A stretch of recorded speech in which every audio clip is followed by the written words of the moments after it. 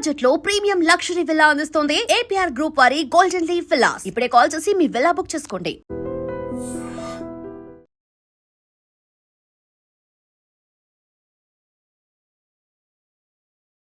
నమస్తే, welcome to I dream. మనతో పాటు ఉన్నారు రాజకీయ విశ్లేషకులు రాజయ్య యాదవ్ గారు. ఒకసారి మాట్లాడే ప్రయత్నం చేద్దాం. చాలా విషయాలు ఉన్నాయి. ఫస్ట్ అయితే మనం తీసుకునే టాపిక్ ఏంటంటే, ఇప్పుడు కవిత గారు పాదయాత్ర చేస్తున్నారు. చాలామంది బీఆర్ఎస్కి సంబంధించిన ఎమ్మెల్యేలు, మంత్రులు వాళ్ళని టార్గెట్ చేస్తూ మాట్లాడుతున్నారు. అండ్ దట్టు ఇప్పుడైతే కొంత పీక్కే వెళ్ళింది. వర్డ్స్ ఎక్స్చేంజ్ నడుస్తుంది. ఎందుకంటే కుకట్పల్లి ఎమ్మెల్యే కూడా అట్లనే రియాక్ట్ అయినరు. మరి ఏం జరుగుతుందో ఒకసారి మాట్లాడే ప్రయత్నం చేద్దాం. సార్ నమస్తే. కవిత గారు పాదయాత్ర చేస్తున్నారు. అట్లనే ఇప్పుడు సిటీలో పాదయాత్ర నడుస్తుంది సార్. సరే, జనాల దగ్గర పోతున్నారు, మాట్లాడుతున్నారు, వాళ్ళ సమస్యలు తెలుసుకుంటున్నారు, వస్తున్నారు. వచ్చిన తర్వాత మాత్రం అక్కడ కాన్స్టిట్యున్సీలో ఎవరైతే ఎమ్మెల్యే ఉన్నారు, ఎస్పెషల్లీ బీఆర్ఎస్ ఎమ్మెల్యేలు ఉన్నటువంటి ప్రాంతాలని టార్గెట్ చేస్తూ మాట్లాడుతున్నారు సార్. కూకట్పల్లి ఎమ్మెల్యే మాధవరం గారి మీద కామెంట్ చేయంగానే ఆయన రియాక్ట్ అయ్యిండు. ఇప్పుడు ఒక స్టెప్ ముందుకు వచ్చి నోటీసులు కూడా ఇచ్చింది. నేను లీగల్ నోటీసులు ఇస్తున్నా అని చెప్పి ఈరోజు ప్రెస్ మీట్ పెట్టి మాట్లాడిండు. ఓవరాల్గా ఏమవుతుంది సార్? వాళ్ళు క్వశ్చన్ అడుగుతున్నారు, అంటే ఎమ్మెల్యేలు కూడా క్వశ్చన్ అడుగుతున్నారు. నువ్వు అడగాల్సింది కాంగ్రెస్ని కదా, అధికారంలో ఉంది కాంగ్రెస్, వాళ్ళని అడగకుండా మమ్మల్ని ఎందుకు అడుగుతున్నావు? అసలు ఇదేం రాజకీయం, ఇదేం నాటకం అని అంటున్నారు. కేసీఆర్ వదిలిన బాణం కవిత అనే అనేది కదా ఇదివరకు. ఈ బాణం ఇప్పుడు రేవంత్ రెడ్డి వదులుతాడు. ముఖ్యంగా బీఆర్ఎస్ పార్టీని కంప్లీట్ క్లోజ్ చేయాలనేటువంటి ఆలోచనలో ఆయన ఉన్నాడు. ఆ క్లోజ్కు అక్కరకచ్చే ముక్క, రమ్మే అయ్యే ముక్క ఎవరంటే కవిత. కవితకేం రాదు, కానీ టీఆర్ఎస్ఆ, దాని పేరు బీఆర్ఎస్కు నష్టం జరుగుతుంది.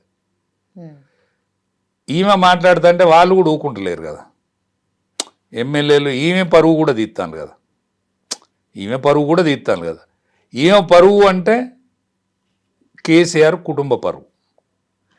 ఈమె ఆరోపణలు చేసుడు హరీష్ రావును కొన్ని రోజులు వాడుకున్నది, ఆయన విడిచిపెట్టింది. ఇప్పుడు ప్రత్యేకంగా ఎమ్మెల్యేలు ఎంబడి టార్గెట్ మల్లారెడ్డి కానీ, మాధవరం కృష్ణారావు కానీ, ఆయన వివేక్ కానీ, కుత్బుల్లాపూర్ ఎమ్మెల్యే వివేక్ కానీ, ఎమ్మెల్సీ పోచారం శ్రీనివాస్ రెడ్డి కానీ, తర్వాత ఎమ్మెల్సీ నవీన్ కానీ, ఇట్లా చాలా మంది మీద ఎలిగేషన్ చేస్తున్నారు. కేటీఆర్ బినామీలు వీళ్ళిద్దరు, ఎమ్మెల్సీ పోచారం శ్రీనివాస్ రెడ్డి అండ్ నవీన్ అన్న మాట కూడా మాట్లాడింది సార్. మరి బినామీలు అయితే ఆయన మొన్న రౌడీ అనే, నవీన్ యాదవ్ రౌడీ కుటుంబం అని చెప్పే, ఈమె బినామీ అంటాండే. ఇది ఏది నిజం అనుకోవాలి? నీ పెళ్ళెప్పుడు పైసలు లేవని అంటివి నువ్వే. నా పెళ్ళెప్పుడు మా నాన్న దగ్గర పైసలు లేవు. ఇదే నవీన్ యాదవ్ కుటుంబమే కదని మీకు పైసలు ఇచ్చి ఆదుకున్నది ఆనాడు. అనేక మంది సపోర్ట్ చేసిండ్రు. అలా నవీన్ యాదవ్ వాళ్ళ కుటుంబం, శ్రీశైలం యాదవ్ వాళ్ళకు షేర్ అయితే ఎక్కువనే ఉంటుంది కదా వదనం. ఎందుకంటే మనకు ప్రచార రథమే వాళ్ళు కొనిచ్చిరు ఆ రోజు. ఈ నవీన్ యాదవ్ కాదు సార్, ఎమ్మెల్సీ నవీన్ అట.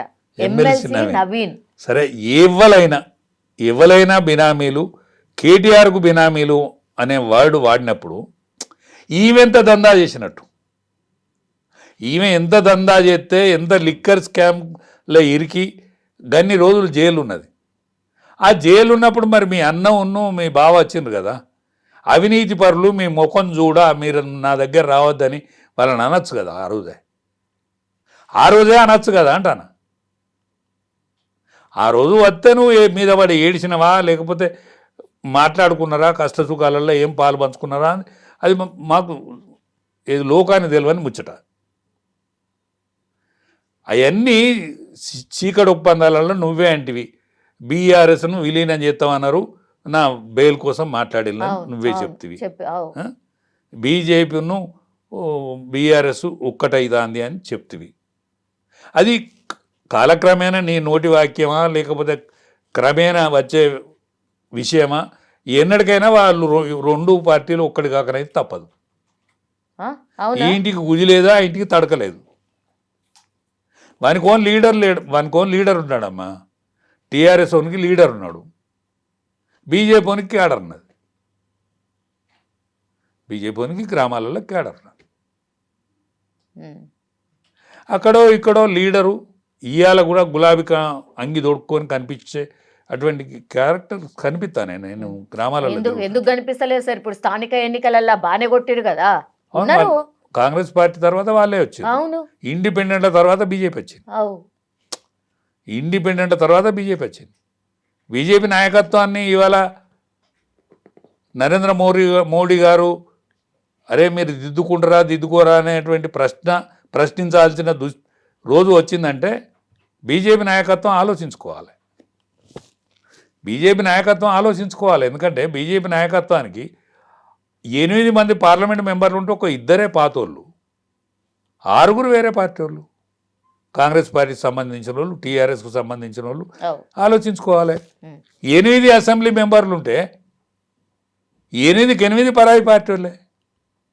ఆ రాజాసింగ్ను నువ్వు వచ్చిన ముహూర్తం ఏందో రాజాసింగ్ను బయటికి పోయా. ఇది ఎన్నడూ ఈ బీజేపీ నాయకత్వాన్ని సోయొత్తది, ఎన్నడూ చదువుకుంటారు.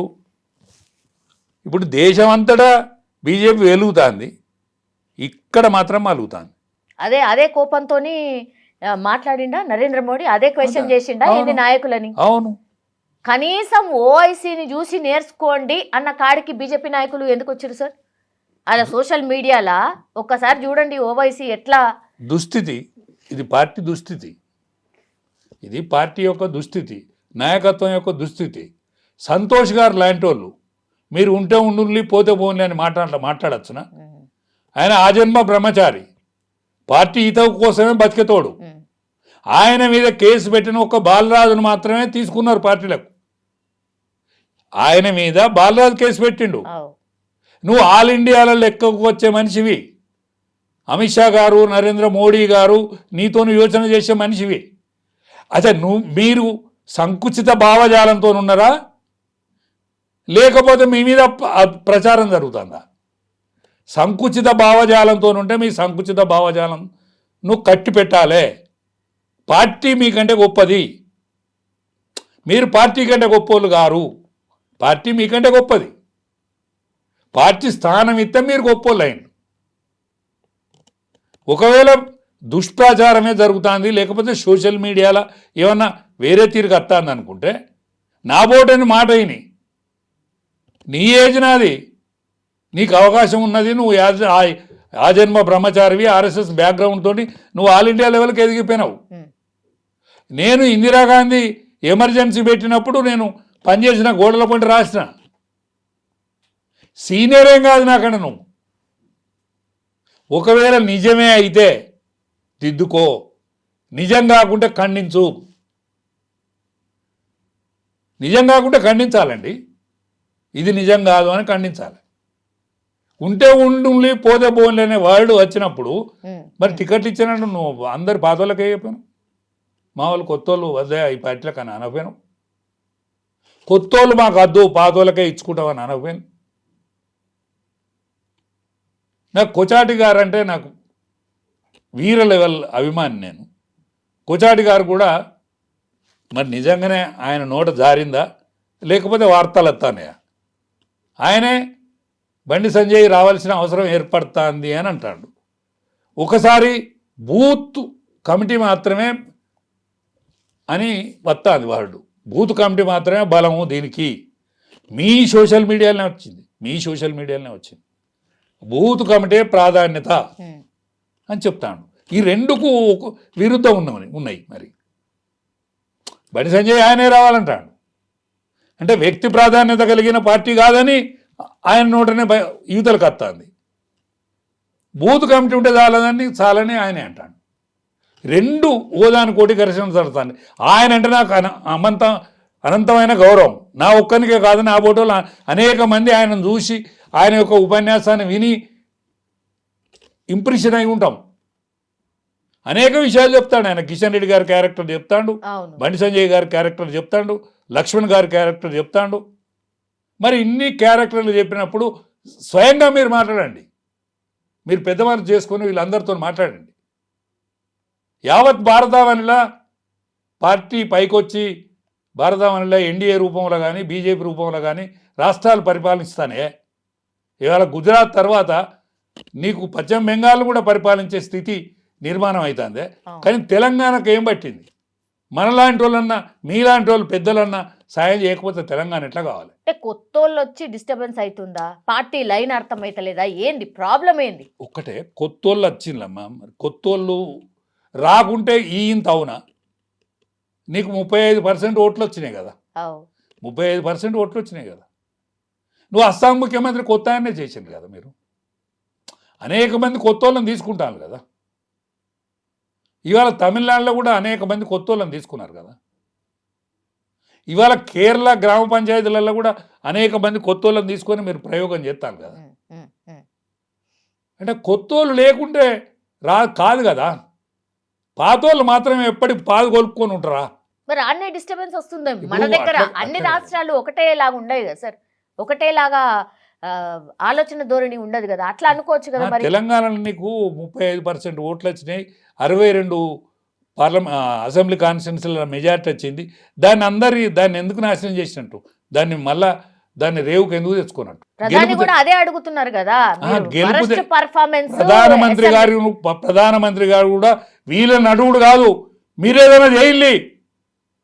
అమిత్ షా గారు, ప్రధానమంత్రి గారు, మీరు ఇద్దరు కలిసో లేకపోతే ఇంకెవరన్నా నిష్ఠాతులు వీళ్ళందరూ కలిసి ఈ తెలంగాణను బాగు చేయండి.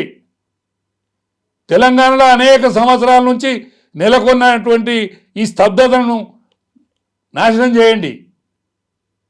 అనేక మంది సామాన్యులు అనుకుంటాను, అరే తెలంగాణ కనిపించలేదా బీజేపీకి? తెలంగాణ విషయం అందనక పోతలేదా? అనేక మంది అనుకుంటాను. సార్ ఓటర్లు ఉన్నారు, నాయకులు లేరు. కరెక్టా? కరెక్ట్. ఎట్లా తయారు కావాలి? క్యాడర్ కూడా ఉన్నది. 18 ఏళ్ళ నుంచి 30 ఏళ్ళ వరకు క్యాడర్ కూడా ఉన్నది. లీడర్ మాత్రం కరువు ఉన్నాడు. లీడర్ అనేతోడు లేడు. గ్రామీణ లీడర్ లేడు. రేపు ఎమ్మెల్యే స్థాయి నిలబడితోడు లేడు. 4 పైసలు ఖర్చు పెట్టుకొని ముందట ఉండేటోడు లేడు. పోలీస్ స్టేషన్లకు పోయి ఎవరికన్నా ఆపద పడ్డదంటే ఇడిపించుకొచ్చేటోడు లేడు. అట్లాంటి వాళ్ళు కావాలి. హాస్పిటల్కు తీసుకుపోయి జాయిన్ చేసేటోడు లేడు. ఎవరికన్నా ఆకలి అవుతానో మంచినీళ్ళు దూపు అవుతానో జేబులో చేయబెట్టేటోడు లేడు. కాబట్టి ఇవన్నీ గ్రహించద్దా? పరిపాలించిన పార్టీ ఇప్పుడు ఒకటోసారి, రెండోసారి, 3 సార్లు భారతదేశాన్ని పరిపాలిస్తుంది. ప్రపంచ రాజకీయాలలో ఒక మేటి మగధీరుని వదగా పేరున్నటువంటి నాయకత్వం కింద పనిచేసేటువంటి అదృష్టం దొరికినందుకు ఈ తెలంగాణ దురదృష్టమైంది. ఇప్పుడు కల్పించిన వాళ్ళు కేంద్రం పెద్దలు కాదా? బండి సంజయ్ని ఎందుకు మార్చాలా? బండి సంజయ్ని మార్చబట్టే గల ఇదంతా జరిగింది కాదంటారా? బండి సంజయ్ రిపేర్ చేస్తుంది ఇప్పటికీ ఆయనే. బండి సంజయ్ కేంద్ర హోంమంత్రి. చెప్పాలా సార్? కేంద్ర హోంమంత్రి, ఆయనకి ఏం తక్కువ లేదు. ఆయన కరీంనగర్లో గడబిడ చేస్తాడంటే కరీంనగర్ను గడబిడ చేస్తాడు. ఇంకా హుజురాబాద్న ఈడల్లా అందరు మనసులను గెలవద్దు అనే తిప్పల పడతాడు. అందులో అయితే నువ్వు కరీంనగర్ మొత్తం ఒక హుజురాబాద్ కాన్స్టిట్యూన్సీలో ఒక్కసారి కాదు, 2 సార్లు కాదు, 6-7 సార్లు ఆయన ఎమ్మెల్యే. హుజురాబాద్ నిడిచిపెట్టు, మిగతాదంతా నువ్వు పరిపాలించు. కిషన్ రెడ్డి గారు ఆయన కేంద్ర మంత్రి ఒక్కటోసారి, 2వ సార్లు ఆయన పార్లమెంటు నియోజకవర్గంలో మెజార్టీ వస్తుంది, మొన్న డిపాజిట్ పోతుందా? మనల్ని ఏమనుకుంటాను జనం? బీజేపీ పార్టీని ఏమనుకుంటాను జనం? దత్తాత్రేయ బిడ్డను పెట్టుకొని నేను అనేక సార్లు చెప్పిన, మీరు పెడితే ఏమైంది? సెకండ్ స్థానంలో ఉన్నా కూడా మనకు గౌరవం ఉండు కదా. ఇప్పటికైనా కేటీఆర్ గారు మీ పని అయిపోతుంది. కవితే ఎవరో కాదు, కవిత నేమి ఏమడిపడ్డది అంటే గొప్పోనింట్ల కలకలం కానీ, కల్లోలం కానీ, పంచాయతీ కానీ జరిగితే లోకానికి ఆనందం అమ్మ. ఇంటర్ వాళ్ళు ఎంతో కొంత నిజం లేకపోతే పుట్టిందా, నిప్పు పొగత్తందంటే ఆడ నిప్పు ఉన్నట్టే కదా అని అనుకుంటారు. కాబట్టి ఆ పార్టీని ఖతం చేసే జిమ్మదారి కవితమ్మకు అప్పచెప్పిళ్ళు. కవితమ్మ ముఖ్యమంత్రి గారి చేతున్నది. ముఖ్యమంత్రి కూడా తప్పలేదు, రాజకీయ చదరంగంలో ముఖ్యమంత్రి కూడా తప్పలేదు. ఎందుకంటే 150 రూపాయలు పట్టుకొని నేను బస్కి వచ్చిన, హైదరాబాద్ వచ్చినా అని చెప్పిన నిజాయితీపరుడు. తెలుగుదేశం అండ చంద్రబాబుతో అండతోటి నేను బతికినా, నేను ఒక స్థాయికి పోయినా, ముఖ్యమంత్రి అనేది కాంగ్రెస్ పార్టీ కాకుండా కాంగ్రెస్ పార్టీ అవసరాలను గుర్తించి పైనున్న కాంగ్రెస్ పార్టీని తిప్పుకొని నేను ముఖ్యమంత్రిని అయినా అని చెప్తాను, తప్పేం లేదు. ఇప్పుడు ఉన్న పార్టీ ఏదైతే ఉన్నదో ఈ అంతర్గత కలహాలతోటి బీజేపీ కూషి అవుతుంది, ఇక ఉన్నది టీఆర్ఎస్ కాబట్టి ఈ టీఆర్ఎస్ను ఒక ఆట ఆడుకుంటాను, తప్పే ఉన్నది. రాజకీయ చదరంగంలో ఈ ఆట, ఈ జూదంలో ఆయన పాత్ర. ఇప్పుడు ఏంది కాంగ్రెస్ పార్టీకి ప్రధాన శత్రువు బీఆర్ఎస్, బీజేపీ కాదు. బీజేపీ ఎందుకైతే బీజేపీలో వాళ్ళే శత్రువులు అయింది. బీజేపీకి ఎవరు శత్రువు లేడు, బీజేపీ శత్రువు. ఇది కొద్దిగా కూష అయితే కథం అవుతుంది అనుకుంటే ఆయన కవిత దొరికింది, కవిత రూపంలో దాన్ని కూర్చారు. ఓకే, మొత్తం అదే తప్పేం లేదు సార్. పార్టీ పెడతాది అట కదా సార్, మీరేమో పార్టీ పెట్టదు. మరి ఎట్లా బీఆర్ఎస్ పార్టీ కాంగ్రెస్ పోతుంది, కాంగ్రెస్ లో పోతుంది, ఖచ్చితంగా కాంగ్రెస్ లో పోతుంది. అవునా? కాంగ్రెస్ లో పోతుంది. యాక్సెప్ట్ చేసే అంత పరిస్థితి ఉందా తనని? చేతుడు కూడా రేవంత్ రెడ్డి ఒక్కడే కాదు కదా సార్ పార్టీ అంటే. రాహుల్ గాంధీని వాళ్ళందరినీ మెప్పిస్తాడు, వాళ్ళకు నజరాన కావాల్సిందేదో ఇస్తాడు తానే. అన్ని విషయాలు ఆయన చూసుకుంటాడు, ఎందుకంటే ఆయనకు కావాల్సింది ఇంకా దీన్ని కంపు చేసినాక తీసుకుంటాడు, ఇప్పుడు కాదు. ఈ పార్టీని కథమే దేశకు తీసుకొచ్చినాక ఇప్పుడు మొట్టమొదలు ఆమె మన హరీష్ రావును టార్గెట్ చేసింది, ఇప్పుడు ఎమ్మెల్యేలు వెంబడి పడ్డది. ఇప్పుడు ఎమ్మెల్యేలు వెంబడి పడ్డది, ఎవరిని విడిచిపెట్టది. ఇప్పుడు కేటీఆర్ వెంబడే పడ్డది కదా, ఇప్పుడు బినామీ అని చెప్తాను కదా, అంటే ఎవరిని ఎందుకు విడిచిపెట్టదు? ఆయనే ఏది టార్గెట్ చేయమంటే టార్గెట్ చేస్తుంది. రేవంత్ రెడ్డి చేతిలో అప్పుడు రామజిల్క ప్రాణం ఫకీర్ చేతిలో ఉన్నట్టు రేవంత్ రెడ్డి చేతిలో టీఆర్ఎస్ పానం ఉన్నది. అంతర్గత కలహాలతోటి బీజేపీ ఉన్నది. యావత్ భారతావనిలో ఎన్డీఏ ప్రభుత్వం బీజేపీ ప్రభుత్వం వచ్చిన, ఇప్పుడు పశ్చిమ బెంగాల్లో ప్రభుత్వం వచ్చిన, కేరళలో ప్రభుత్వం వచ్చిన, ఇవాళ ఆఖరికి తమిళనాడులో కూడా ఉమ్మడి ప్రభుత్వం వచ్చిన, ఇక్కడ మాత్రం ప్రభుత్వం వచ్చేటట్లేదు బీజేపీ. సార్ ఇంకా 3 సంవత్సరాలు 3 సంవత్సరాలు అన్నది ఇప్పటికైనా బుద్ధి తెచ్చుకొని అందరూ ఒక సమైక్య రాగం పాడి, బీసీ ఐడియాలజీ కూడా మామూలుగా లేదు.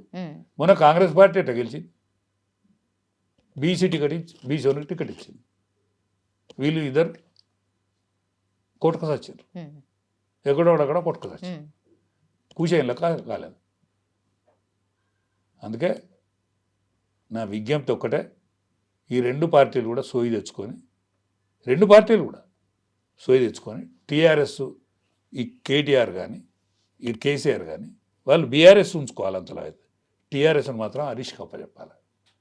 ఆ ఉన్న నాయకత్వాన్ని ఆయన దక్కించుకుంటాడు. బీసీ ముఖ్యమంత్రిని ముందడ పెట్టాలి. కాంగ్రెస్ పార్టీలో ఉన్న కొంతమంది ఉన్నారు, రాజగోపాల్ రెడ్డి లాంటి వాళ్ళు ఉన్నారు, అటువంటి వాళ్ళు కూడా బయటకు వస్తారు. వీళ్ళందరినీ సొమ్ము చేసుకోవాల్సిన అవసరం ఈ 2 పార్టీల మీద ఉన్నది. ఈ 2 పార్టీలు కలిస్తే ఒక బీసీ ఐడియాలజీని కూడా ముందడుగు పెట్టి ఒక బీసీ ముఖ్యమంత్రిని రాబోయే రోజులలో మనకు ఛాన్స్ తీసుకుంటే వీళ్ళు సక్సెస్ అవుతారు, లేకపోతే ఫెయిల్ అవుతారు. ఆల్ ఇండియాలో ఒకే ఒక ప్రభుత్వం తెలంగాణలో ఉంటుంది. అది వీళ్ళ అసమర్థత వలన, 2 పార్టీల అసమర్థత వలన ఉంటుంది. కాదు సార్, ఇప్పుడు బీఆర్ఎస్ టీఆర్ఎస్ వేరువేరుగా కావాలని కోరిక ఏంది? ఎట్లయితది? 2 ఒక్కటి కావాలి, 2 ఒక్కటే పోటీ చేయాలి. లేకపోతే మొత్తం సెక్షన్ అన్న బీజేపీలో కలవాలి. అమిత్ షా గారు లాంటి వాళ్ళు ఈ తెలంగాణలో ఎట్లా యాక్సెప్ట్ చేస్తారు జనాలు? కాంగ్రెస్ పార్టీ మీద ప్రేమ లేదమ్మా, కేసీఆర్ మీద కోపంతో కాంగ్రెస్ పార్టీకి ఓట్లేసారు. కేసీఆర్ మీద కోపమా, ఆయన కింద ఉన్నటువంటి ఎమ్మెల్యేల మీదనా? ఎమ్మెల్యే ఇందుగలడందు లేడని సందేహం వాళ్ళది సిక్కిరి. ఎన్నెందు వెతికినా అన్నందు పొరపాట్లు ఉన్నాయి. కాబట్టి ఆనాడి పరిస్థితులల్లో వాళ్ళు కరెక్టే, ప్రజానీకం తీర్పిచ్చింది. ఆ తీర్పును మళ్ళా పార్లమెంట్ వరకు బీజేపీ కూడా అవకాశం ఇచ్చింది. బీజేపీ నేర్చుకోలేదు. అంతర్గత కలహాలతో టీఆర్ఎస్ నాశనం అయింది.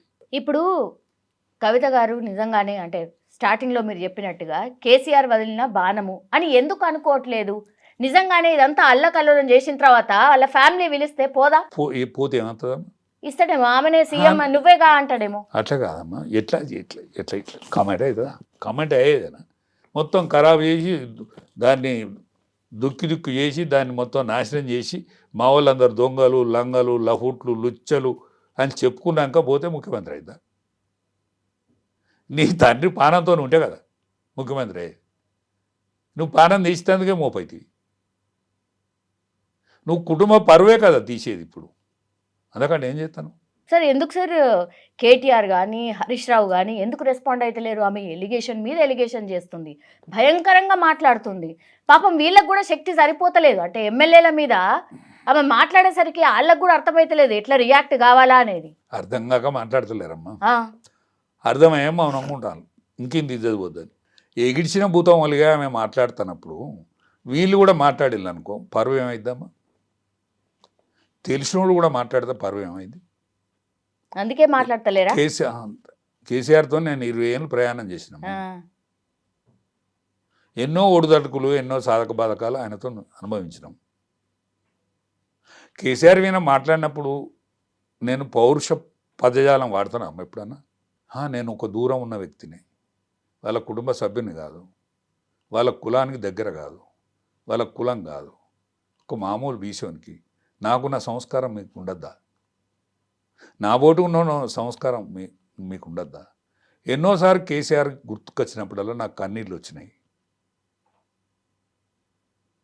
మీరు ఆ కుటుంబంలో పెరిగి, ఆ కుటుంబంలో పెద్దయి, రాజకీయ అనుభవం వచ్చి సరి అయిన పైసలు సంపాదించుకొని ఆర్థిక పరిపుష్టి కూడా అయిన తర్వాత కూడా మీరు గట్లా అంగడంగడి చేసుకుంటారా?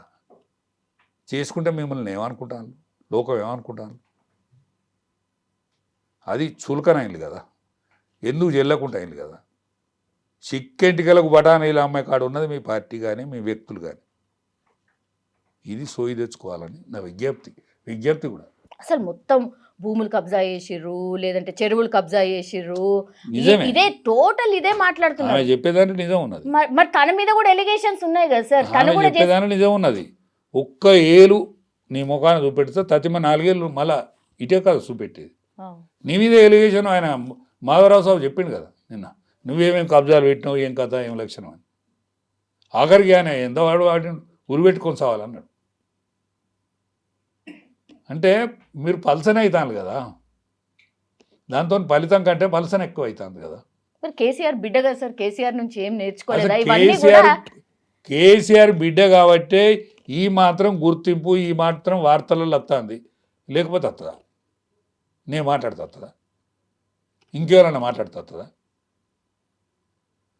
మాధవరావు కృష్ణారావు ఎమ్మెల్యే 4 సార్లు 3 సార్లు ఎమ్మెల్యే, ఆయన మాట్లాడితే వార్తగా వచ్చింది. వేరే వాళ్ళు మాట్లాడితే వార్త వస్తుందా? మీరు చిన్న స్థాయి అంటుంది తనని. మీరు చిన్న స్థాయి వ్యక్తులు, అసలు ఈయన మాట్లాడడానికి కూడా ఏం లేదు ఈయన మీద, ఆయన వెనకాల ఎవరో ఉండి మాట్లాడిస్తారు అంటున్నారు. ఆమె చిన్న స్థాయి వ్యక్తి అయితే నువ్వు ఉద్యమం లేవు కదా, నువ్వు ఒక అమెరికాకు బతకపోయినావు కదా, నీ స్థాయి ఎంత? ఆనాడు నీ స్థాయి ఎంత? పార్టీలకు వచ్చిండ్రు మాకు అందరికి ఎరక కదా. ప్రకాష్ గారు కదా నేను తీర్చిదిద్దింది, ఈ ప్రకాష్ గారు కదా నీకు ఇది బతుకమ్మను అప్పచెప్పి దానికి జాగృతి అయిన పేరు పెట్టించి ఇవంతా డైరెక్షన్ చేసింది వి ప్రకాష్ గారు కదా. వి ప్రకాష్ గారు నిన్ను ఉతికి పారెత్తాండి ఇవాళ సోషల్ మీడియాలో వస్తుంది. మరి ఆయన వి ప్రకాష్ గారితో మాట్లాడు ఒకసారి, ఆయన మీద మాట్లాడు. ఏం మాట్లాడతావు? నీ దగ్గర సబ్జెక్ట్ ఉండదు, ఆయన మీద మాట్లాడాలి. ఇప్పుడు బయటకెళ్ళి వచ్చిన వాళ్ళ వ్యక్తులు ఎవరైతే ఉన్నారో వీళ్ళంతా బీటీ బ్యాచ్ అంటున్నారు. బీటీ బ్యాచ్ అంటే బంగారు తెలంగాణని దోచుకోవడానికి వచ్చినటువంటి బ్యాచ్ అని ఇప్పుడు ఈ మాధవరం కావచ్చు కొంతమంది మీద తను మాట్లాడిండు సార్, ఇవాళ మాట్లాడిండ్రు. ఆమె మాట్లాడిన దాంట్లో కూడా కొంత తప్పేం లేదు, ఎందుకంటే ఉద్యమకారులు వెళ్ళిపోయి పార్టీలు లేరు తను చెప్తుంది, ఇప్పుడు చెప్తున్నారు. ఆనాడు ఏమైంది? మీరు అధికారంలో ఉన్న కాడ నుంచి ఉన్ననాడు ఉద్యమకారులందరినీ తీసేస్తాను నాయన ఇది మంచిది కాదు అని మీ తల్లితో చెప్పని ఉంటుంది కదా. నువ్వు బహిరంగ సవాలు ఆనాడు చేయనుంటి కదా, నువ్వు ఒక పొజిషన్లో ఉన్నావు కదా ఆనాడు, నువ్వు ఒక పార్లమెంట్ మెంబర్ కదా ఆనాడు అంటే వీళ్ళు ఉండేది. ఇవాళ బీ టీం అయిందా? ఇప్పుడు 20,000 దాకా ఇక్కడ బీ టీమేనా? ఇవాళ మమ్మల్ని అందరినీ కొట్టిన లేనారు ఎవరు మా మాజీ మంత్రి వారు ఉండే శ్రీనివాస్ యాదవ్ మమ్మల్ని మెదకులో తరిగినైనా మంత్రి అయ్యిండు. మంత్రిని ఎందుకు చేస్తానో నాయన అడగనుంటివి. రాజయ్య యాదవ్ని చైర్మన్ చేసిండు, 1000 కోట్లు కట్టి ఖతం చేసిండు. నానా రాజయ్య గారు ఉద్యమకారుడు, నీతో పాటు జైలుకి వచ్చిండు, ఆయనను చైర్మన్ చేసి 1000 కోట్లు ఎందుకు కొట్టేస్తాను అని అడగనుంటివి అన్నాడు. శభాష్ అందరూ లేకపోతే ఆయన వెనకకొచ్చి దిద్దుకొని మంచిగా ఉండు. ఇవాళ మీ పార్టీకి ఈ దుస్థితి పట్టకపోవు కదా, అది గ్రహించాలి. ఇప్పుడు నెక్స్ట్ ఏంటి సార్? పాదయాత్ర అని చేస్తున్నారు తను. ఏ యాత్ర చేసినా కూడా దాని నాశన యాత్రే. ఏది బీఆర్ఎస్కు నాశన యాత్ర. నువ్వు ఏ యాత్రన్నా చెయ్యి, ఎన్ని ఊళ్ళన్నా తిరుగు. పార్టీని అట్లా గాలికి వదిలేసే పరిస్థితి ఉంటుందా సార్? పార్టీ గాలికి వదిలేసినా కూడా వాళ్ళు ఏమనుకుంటారంటే రిజల్ట్ మనకు వస్తుంది, వదిలేసినా ఏం కాదు, ఎందరు తిట్టినా ఏం కాదని ఎవరికి వాళ్ళే పట్టించుకుంటలేరు. కానీ పార్టీ అన్నాల్లో ఉండదు అట్ట. ఇప్పుడు నరేంద్ర మోడీ లాంటి వాళ్ళు బీజేపీ పార్లమెంట్ మెంబర్లను దగ్గర పిలిచి ఇది ఏందా, ఇది మీరు ఏం చేస్తాను అని అడిగే రోజు వచ్చిందా లేదా? ఇప్పుడు నేను మిమ్మల్ని ఎవరు అడుగుతలేడు. కేసీఆర్కి శాతం అవుతుందా శాతం అయితే లేదా తెలియదు, కానీ పిలిచి అడగాలి కదా ఆయన. ఎందుకని అడుగుతలేడు? మరి ఇంకెంత డ్యామేజ్ కావాలా? అంటే కూతురు కాబట్టి ఏం చేయలేని పరిస్థితిలో ఉన్నారా? అంటే ఏమవుతుంది అని చెప్పద్దమ్మా, ఇప్పుడు ఏం కాదు.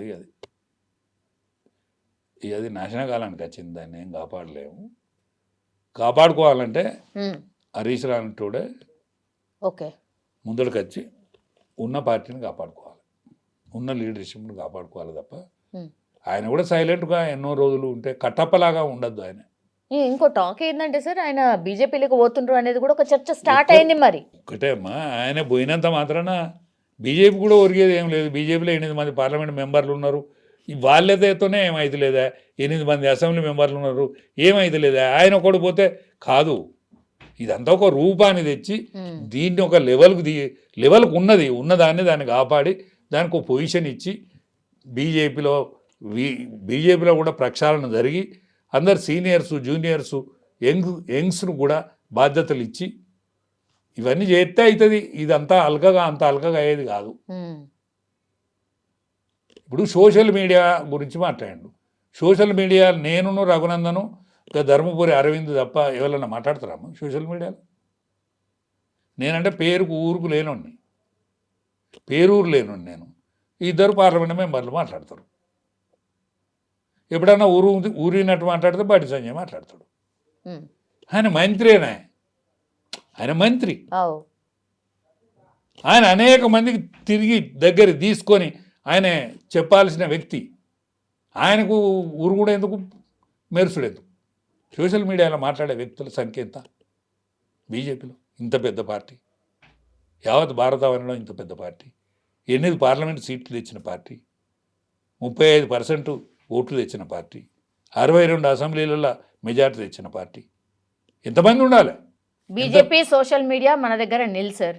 కాంగ్రెస్ సోషల్ మీడియా నాకు తెలిసి ఇక్కడ నిల్లే సార్. మొత్తం అంతా బీఆర్ఎస్ కే ఉంది. బీఆర్ఎస్ అట్లా మాత్రమే బతుకుతాను. సోషల్ మీడియా బతికిస్తాను బీఆర్ఎస్ను. ఇప్పుడు కవితో పక్క మన ఏది తోడులేనా, ఎలుక దోడినాడు దోడుతూనే ఉండే పార్టీని. కేసీఆర్ హెల్త్ మంచిగా లేక ఆయన ఫామ్ హౌస్లో ఉంటాడు. సంతోషంతో అది పార్టీయే కాదు, వాడు మాత్రలు ఇచ్చినందుకు వానికో రాజ్యసభ ఇవ్వడంలో పార్టీ అనేతోటి ఇవ్వను. మసూనాచారి ఉన్నాడు, ఆయన నోరే బంద్ అయింది ఎందుకో. పాతోడు మొదటి నుంచి మాతోడు ఉన్నోడు. గసంటి వాళ్ళు వేల మీద లెక్క పెట్టేంతమంది ఉన్నారు, ఏళ్ళ మీద లెక్క పెట్టేంతమంది. వి ప్రకాష్ వాయస్ ఉన్నోడు నీ పార్టీ లీడా కాదు సార్. ఇప్పుడు స్థానిక సంస్థల ఎన్నికలల్లో 2300 సమ్ చేంజ్ కాంగ్రెస్ పార్టీ బలపరిచిన అభ్యర్థులు ఉన్నారు. ఇప్పుడు నెక్స్ట్ వచ్చింది మరి బీఆర్ఎస్ కదా సార్, బీఆర్ఎస్ కి సంబంధించిన వాళ్ళే కదా సార్. మీరు మరీ అసలు ఇక పార్టీ చచ్చిపోయింది, పార్టీ లేనే లేదు, ఖతం అయిపోయింది అంటున్నారు సార్. అక్కడ కనిపిస్తుంది కదా సార్. నేను గ్రామీణ లీడర్ ఉన్నాడని చెప్తానా. గ్రామీణ లీడర్ సర్పంచ్ అయిండు, రేపు నెగలలేడు 6 నెలల తర్వాత. వీళ్ళందరూ కూడా అలిసిపోయి ఏ పార్టీలో గెలిచినోడు, ఇండిపెండెంట్లో గెలిచినోడు వీళ్ళందరూ కూడా కాంగ్రెస్ పార్టీకే పోతారు. కంపగుత్తగా కాంగ్రెస్ పార్టీకి పోతారు. పోయినాక 3 ఏళ్ళకు వాడు ఏమీ చేయడు, అప్పు తీరది, ఏ పని చేయడు. వీడు కూడా ఇంటికి పోకుండా అవుతాడు. వీడు కూడా భార్య తప్పు పట్టుకునే స్థితి వస్తుంది. వీడు కూడా పిల్లలకు చదువు చెప్పియలేడు. వీడు కూడా పిల్లలు ఎదిగిన పిల్లలు ఉంటే పెళ్ళిళ్ళు చేయడానికి తిప్పలే అవుతుంది. ఏదో గంపెడు ఆశతో వస్తాడు తప్ప ఏం గాలిపోదు గ్రామ పంచాయతీలలో సార్. 75 లక్షలు దగ్గర దగ్గర కోటి రూపాయలు సార్. ఉండని ఇది వరకు కూడా వచ్చినాయి. శివ అంటున్నాను మొట్టమొదటిసారా, ఎప్పటి నుంచి వస్తున్నాయి. ఒక్క సర్పంచ్ ఇల్లు పాతిల్లు వాడు కట్టుకున్న ఇల్లు తప్ప మళ్ళీ కొత్త ఇల్లు కట్టిండా సర్పంచ్ అయినా? ఎట్లన్నా చేసి వెహికల్ కొంటాడు. అప్పెట్లా వెహికల్ కొన్నారు కదా తిరుగుతాం. అదే ఆడవాళ్ళు సర్పంచ్లు ఆయన వాళ్ళకు దోసనియ్యాడు. వీడు మొగడే చెప్తా అంటాడు అంతా. నేను కూడా సర్పంచ్ అని ఆమె ఇంటి పని బంద్ చేస్తుంది. రేపటి నుంచి నాటకి పోదు, రేపటి నుంచి నాటుకు పోదు, బాయి కాడికి పోదు. అట్లా సంసారం ఆగమాడే కాదు. ఆమె సర్పంచ్, వీడు మెసలనియ్యాడు. వీడే సర్పంచ్ అని తిరుగుతాడు. నేను సర్పంచ్ అంటాడు. ఈయనకెక్కనో ఒక ఆడు ఉంటుంది కదా, అరే నేను సర్పంచ్ అయితే ఈయన సర్పంచ్ అని తిరుగుతాడని. ఆమె కూడా సర్పంచ్ బాట ఆమె పడుతుంది. ఇద్దరు పడి సంసారం కూసి అవుతుంది. ఇది నేను చెప్పేది నగ్న సత్యాలు. ఇదేంటి సార్, సర్పంచ్ అవుడు చాలా గొప్ప అనుకుంటే మీరు మొత్తం నగ్న సత్యాలు. కలెక్టర్కున్న సర్పంచ్కే పెద్ద అధికారము, కానీ గ్రామీణ వాతావరణం బాగా కలుషితమై ఉన్నది. ఈ కలుషితంలో ఈ పెత్తనాన్ని దక్కించుకున్నాడు చాలా కష్టం అవుతుంది. చాలా మంది యంగ్ వాళ్ళు అయినరు సార్, అంటే 35-40 సంవత్సరాల వాళ్ళు అయినరు. ఈసారి యంగ్సే అవుతారు. యంగ్సే మంచి కూడా చేస్తారు, మంచి చేయాలని కూడా అనుకుంటారు. కానీ కావద్దా మంచి చేస్తేందుకు మనీ కూడా కావాలి కదా. ఏడికెళ్ళి అన్నిటికీ కావాల్సింది పైసలే. పైసలు ఉంటే కానీ ఏది పని కదలదు, ఎవరి మాట వినరు. అంతే కదా సార్. అంతే. ఏమున్నా సరే, రేవంత్ రెడ్డి ధైర్యం చేసి ఎన్నికలు పెట్టినందుకు సంతోషం. ఎందుకంటే రాష్ట్రంలో అంటే కేంద్రం నుంచి రావాల్సిన 3,000 కోట్లు సార్, 3,000 కోట్లు వస్తున్నాయి. సంతోషం, అదొకటి. అది సంతోషించదగ్గ విషయం. సరే, రేవంత్ రెడ్డి పరిపాలన మంచిగున్నదా మంచిగా లేదా, ఆయన ఇచ్చిన హామీలు నెరవేరలేదా అనేది పక్కకు పెట్టి ఆయన పార్టీలతో మాత్రం ఆట ఆడుకుంటాడు. బీజేపీతో ఆడుకోవాల్సిన అవసరం లేదు. బీజేపీ ఆడుకుంటుంది. బీజేపీ టార్గెట్ గానే బీజేపీ ఆల్ ఇండియాలో ఒక వెలిగే పార్టీ ఒక్క తెలంగాణలో తప్ప. వాళ్ళగా అంతర్గత కళాలతో అది కూషయింది. ఈ మీద అది కూడా అంతర్గత కళామే కదా. ఇక మిగిలిన పార్టీ బీఆర్ఎస్ కదా. బీఆర్ఎస్ను ఇక కవితక్క దొరికింది, ఆ కవితక్కతోనే ఆయన ఆట ఆడుకుంటాడు. కాదు సార్, ఇప్పుడు బీజేపీ డైరెక్ట్ గానే ప్రధాని మోడీయే చెప్పిండు కదా, ఇట్లయితే నడవదు, నా దగ్గర మీ రిపోర్ట్స్ అన్నీ ఉన్నాయి. అసలు గింత పెద్ద మాట ఓవైసీతో పోల్చిండు సార్. ఓవైసీని చూసి నేర్చుకోండి అని అంటే ఏంది అంటే కేంద్రంలో పెద్ద కదలిక వచ్చినట్టు లెక్క. కేంద్రంలో పెద్ద కదలిక వచ్చినట్టు లెక్క. అంటే ఏదో జరగబోతుందనా, చెయ్యబోతున్నామనా ఏంటి? ఖచ్చితంగా చేస్తారు. ఈ రాష్ట్రాన్ని కూడా ఒడిచిపట్టుకునే దిశగానే పోతారు. ఎందుకంటే ఫైనాన్షియల్గా చాలా స్టేటస్ ఉన్న రాష్ట్రం, పోతే వనరులు కూడా ఎక్కువ ఉన్న రాష్ట్రం, భూమి ఉన్న రాష్ట్రం. ఆర్థిక చిత్రపటంలో కూడా ఇప్పుడు ఢిల్లీ ఉన్నది, అక్కడ కాలుష్యం, పోతే స్థలం లేదు. బాంబే ఉన్నది ఆర్థిక రాజధాని, అక్కడ కూడా స్థలం కరువైంది. కలకత్తా ఉన్నది, ఇదివరకు ఉన్న మంచి పేరు అయితే లేదు దానికి. పోతే బెంగళూరు ఉన్నది, ఐటీ పెద్ద సిటీ, కానీ మంచినీళ్ళు లేవు. ఒక్కటే కావేరి, ఇద్దరు పంచుకోవాలి. తమిళనాడుకు పక్కకు సముద్రమే ఉన్నది కాబట్టి ఆడ కూడా నీళ్ళు మంచిళ్ళ కరువే ఉన్నది. మంచి నీళ్ళతోటి అధిక భూమి కలిగిన ప్రాంతం ఏదైనా ఉన్నదంటే తెలంగాణ. కాబట్టి ఓహో. ఈ రాష్ట్రాన్ని ఎవడు కూడా వదులుకోడు. రాజకీయాలలో ఆర్థిక పరిపుష్టి కలిగినటువంటి ప్రాంతం ఇది. ఇంకా డెవలప్మెంట్ చేస్తే డెవలప్ అయ్యే ప్రాంతం ఇది. ప్రపంచ పటంలో కూడా హైదరాబాద్కు ఒక విశిష్టత ఉన్నది. ఈనాటి నుంచి కాదు, నాటి నుంచి అనేక సంవత్సరాల నుంచి ఉన్నది. అవును. రత్నాల రాసులు అనే పేరు ఉన్నది దీనికి. అవును. కాబట్టి ఈ రాష్ట్రాన్ని బీజేపీ వదులుకుంటుందని నేను అనుకుంటలేను. అందుకనే ప్రధానమంత్రి లాంటి వ్యక్తి నోట ఒక కదలిక వచ్చిందంటే ఇది బాగానే కదులుతుంది. యా, ఇప్పుడు మీరు అన్నట్టుగా ఇప్పుడు మంచిగా ఉన్నటువంటిది ప్రాంతం ఏదైనా ఉందంటే హైదరాబాద్ సార్. ఇంకో వార్త వచ్చింది సార్ కొన్ని రోజుల క్రితం, ఇది రెండో రాజధాని కాబోతోంది, కేంద్ర పాలిత ప్రాంతం చేయబోతుండ్రు అనేది కూడా ఒక వార్త వచ్చింది సార్. సరే, సార్ అవుతుందా? అట్లా చేస్తారా? నిజంగా కానీ ఆలోచన ఉందా? ఒక్కటేనమ్మా, కేంద్ర పాలిత ప్రాంతాలను ప్రత్యేకంగానైతే చేయలేదు. కేంద్ర పాలిత ప్రాంతాలను రాష్ట్రాలుగా చేసిండ్రు. ఢిల్లీ కేంద్ర పాలిత ప్రాంతం ఉండే, దాన్ని రాష్ట్రంగా చేసిండ్రు. ఇప్పటి వరకు కేంద్ర పాలిత ప్రాంతాలను రాష్ట్రాలు చేస్తాను తప్ప రాష్ట్రాలను కేంద్ర పాలిత ప్రాంతాలు అయితే చేయలేదు. ఓకే. కాంగ్రెస్ పార్టీ కాలంలో జరగలేదు, బీజేపీ పాలిత పాలనలో కూడా జరగలేదు, చేయలేదు. జరగని విషయాలను మనం వార్తగానే చూస్తే మంచిది అనేది నాకు. రెండో రాజధాని అనేది ఇప్పటికి లేదు, ఉంటే మంచిది. రెండో రాజధాని ఇప్పుడు నాగ్పూరు రెండో రాజధాని ఏది, అసెంబ్లీ నాగ్పూర్లో జరుగుతుంది, బాంబేలో జరుగుతుంది. అట్లనే ఈ ప్రాంతాన్ని కూడా, దక్షిణాది ప్రాంతంలో ఈ ప్రాంతాన్ని కూడా తెలంగాణలో తెలంగాణ సెంటర్ చేసుకొని పార్లమెంట్ హౌస్ ఇక్కడ కూడా కట్టి ఒక 6 నెలలు ఒక సెషన్ 2 సెషన్లో ఇక్కడ కూడా పెడితే తప్పు లేదు. ఎందుకంటే దక్షిణాది సువిశాలమైన భారతదేశానికి ఈ 2 ప్రాంతాలలో అన్ని ప్రాంతాల మీద పట్టు ఉండాలనుకుంటే ఇక్కడ కూడా ఇప్పుడు రాష్ట్రపతి ముర్ము గారు విడిదికి వస్తుంది మన దగ్గరికి. అట్లనే విడిది కంటే మనకు సువిశాలంగా స్థలం ఉన్నది, మంచి పార్లమెంటు కట్టి ఒక మోడల్ పార్లమెంట్ కట్టి ఇక్కడ కూడా వస్తే ఆర్థికంగా కానీ లేకపోతే రాజకీయంగా కానీ లేకపోతే ఉద్యోగరీత్యా కానీ ఈ ప్రాంతం కూడా దక్షిణాది కూడా డెవలప్ అయ్యేటువంటి అవకాశం ఉంటుంది. ఆ విధంగా ఆలోచిస్తే పాలక పార్టీ మంచిదని నేను భావిస్తాను. అవునా? తెలంగాణకి నష్టమేం లేదా? నష్టం అయితే ఎంత మాత్రం లేదు. ఈ రాష్ట్రం ఇట్లనే ఉంటుంది, ఒక సెషన్ నడుస్తుంది, ఇక్కడ తప్పే ఉన్నది అంతే. ఈ రాష్ట్రం ఇట్లనే ఉంటుంది తెలంగాణ. అది బీజేపీ మొత్తం ఈ రాష్ట్రంలో అధికారంలోకి వచ్చిన తర్వాత జరుగుతుందా? మేబీ ఇప్పుడే జరగవచ్చా? లేదమ్మా, ఈ విధంగా చేసినా చేయొచ్చు, కానీ బీజేపీ వచ్చే ఛాన్సెస్ అయితే ఉన్నాయి. కనుక ఈ దిద్దుకోవాలి. ఈ పాత పట్టింపులకు పోవద్దు, ఎవడు కనిపించద్దు, ఎవడు రావద్దు పార్టీలకు, మేం మాత్రమే ఉండాలి. మళ్ళీ ఇమ్మా నాన్న, మాన్యాలు ఇమ్మా నాన్న, అన్యం కానీ మా పార్టీని అధికారంకు రానియద్దు తండ్రి అని మొక్కద్దు. అట్లా మొక్కేటోళ్ళే ఉన్నారా సార్?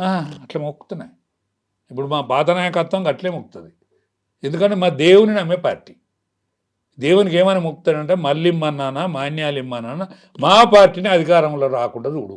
అధికారంలోకి వస్తే కొత్త వాళ్ళు వస్తారు, మేము ఉండము. అధికారం లేకున్నా మంచిదే, కానీ మేమేమి ఉండాలి అనేటువంటి ఆలోచన విధానంతో ఇన్నాళ్ళు తుప్పు పట్టింది. ఈ ఆలోచన విధానాన్ని వదిలిపెట్టు అని నేను 2 చేతులు జోడించి దండం పెడతాను. Yes, sir. Thank you, sir. And for more videos, please subscribe to iDream. Please subscribe to iDream. Please subscribe iDream. And please subscribe to iDream. For more videos, subscribe to iDream. please like, share and subscribe to the channel. Congratulations, iDream. Subscribe to iDream. Subscribe to iDream. So subscribe to iDream Media.